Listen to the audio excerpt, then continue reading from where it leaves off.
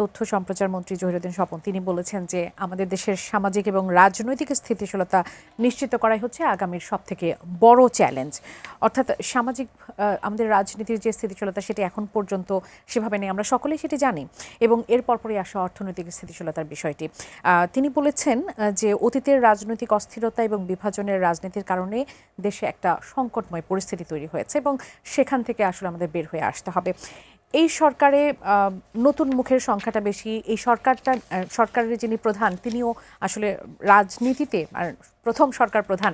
তো সব কিছু মিলিয়ে আসলে প্রস্তুতিটা আসলে কেমন চলছে বা এখন পর্যন্ত প্রচেষ্টাটা কেমন?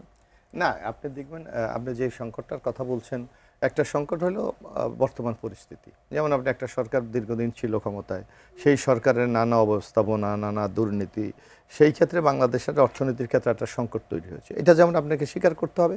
আবার যেমন এখন একটা নতুন গভর্নমেন্ট তৈরি হয়েছে, এই গভর্নমেন্টেরও কিন্তু কিছু ম্যানিফেস্টো আছে, কিছু কর্মসূচি আছে। তারা যদি রাষ্ট্র পরিচালনার দায়িত্ব পান তাহলে তারা কিভাবে রাষ্ট্র পরিচালনা করবে, এই দুইটার মধ্যে সমন্বয় করাই কিন্তু সবচেয়ে বড় চ্যালেঞ্জ।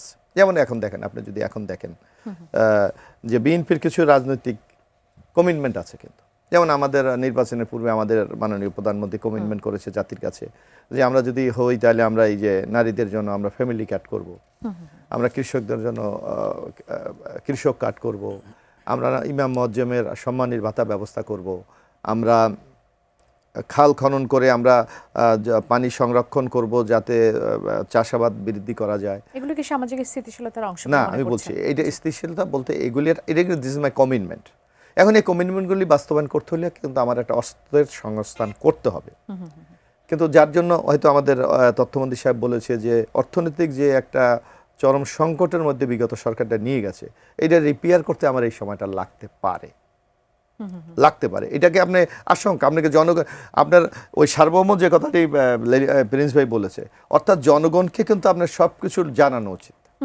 যেমন আমরা কিন্তু এই যে এখন একটা সংকট পড়েছি, সবচেয়ে বড় সংকট, আমি জানি না প্রিন্স ভাই এটা কি জবাব দেবে, যে আমাদের এখানে যে কোনো উন্নয়ন প্রকল্প গ্রহণ করতে হলে আপনার কিছু ডাটা লাগে, যে আমার দারিদ্র্যের হারটা কত, আমি প্রকৃত তথ্য আমার দরকার। কিন্তু আমরা এখন গিয়ে দেখি যে আওয়ামী লীগের আমলে সব ম্যানিপুলেট করা হয়েছে। Correct, manipulate. যেখানে দারিদ্র্যের হার আছে বাংলাদেশের ধরেন 30%, তারা বলছে এটা 20%।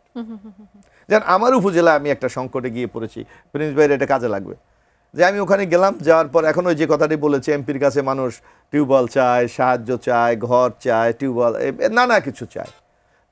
এর আরেকটা হলো যে সামাজিক নিরাপত্তা একটা বলাই আছে, যে আমরা এই বিধবা ভাতা, বয়স্ক ভাতা, জেলে ভাতা, এরকম কিছু সরকারের সহযোগিতা আছে।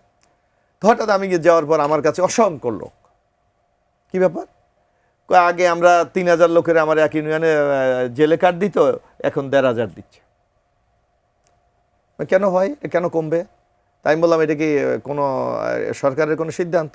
যে না। আমি ইউনো সাহেবকে জিজ্ঞেস করলাম কি অবস্থা, যে বলল যে লাস্ট যে সেন্সারটা হলো এখানে আমার উপজেলার দারিদ্র্য হার হলো 30%+, সেখানে ওই ইউনো গভর্নমেন্টকে স্যাটিসফাই করার জন্য 7% করে গেছে। আমি জানি, এটা আমিও জানি, বলবো 7% করে গেছে। এখন হলো টোটাল যে আপনার গভর্নমেন্টের সাপোর্টটা এটা কমে গেছে। এখন তো এটা কিন্তু বিএনপির উপর গিয়ে পড়ছে, যে এই গভর্নমেন্ট আসার পরে এখন মনে করতে যে এরা দিচ্ছে না বা কমিয়েই দিচ্ছে। তো এই যে আপনার ম্যানিপুলেট ডাটা করে যে কোনো উন্নয়নের একটা ছক আঁকা হয়, এইসব জায়গাগুলো থেকে আমাদের বেরিয়ে আসতে হবে।